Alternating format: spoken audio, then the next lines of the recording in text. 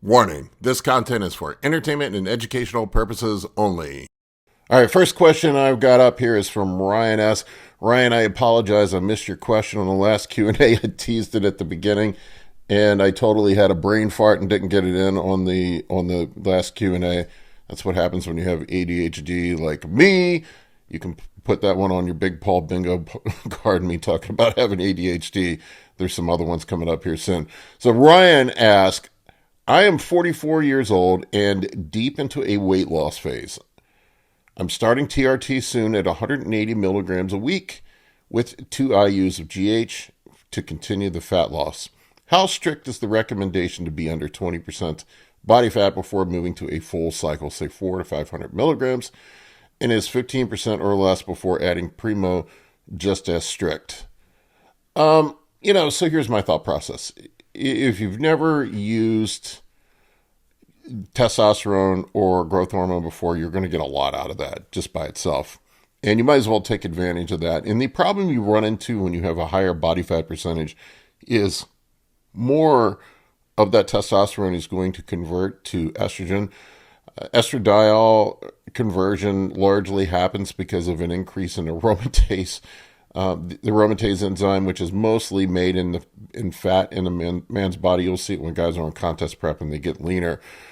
A lot of times their estrogen gets absolutely smashed even without an AI because there's just not no way for the body to make aromatase, a very limited way. But the majority of it's made in body fat. So the leaner you get, the better your body's going to utilize that testosterone. So it probably doesn't make a whole lot of sense to push the testosterone doses up higher until you get leaner. You're likely going to need an AI or something like that. So I would probably commit to 12 to 16 weeks of roughly around that 200 milligram a week kind of dose. You might want to push the GH up a little bit. Maybe even add in a GLP-1 if you haven't done so, or some mitochondrial enhancers to help speed that fat loss off. And if you're where you're at right now, you should get yourself down below that 20% mark. And then once you do, and then I'm not saying this is strict, you could potentially consider adding in, or even if you're not at the target of 15% or wherever you're trying to get to, you could potentially down the road add in a little bit of Primobolan or Equipoise to help modulate that estrogen. If you're concerned about estradiol conversion because of the body fat being higher, it's going to help the testosterone work better. But that's how I would do it. I would take a good 12 to 16 weeks before you consider moving on to other things. And usually what I'll do is have guys start moving up the testosterone dose to find where the upper limit is, where estrogen becomes a problem. Usually most dudes tap out somewhere between 300 and 500 milligrams before they need some sort of help with modulating estrogen. Because estradiol rises as the testosterone goes up. It just happens.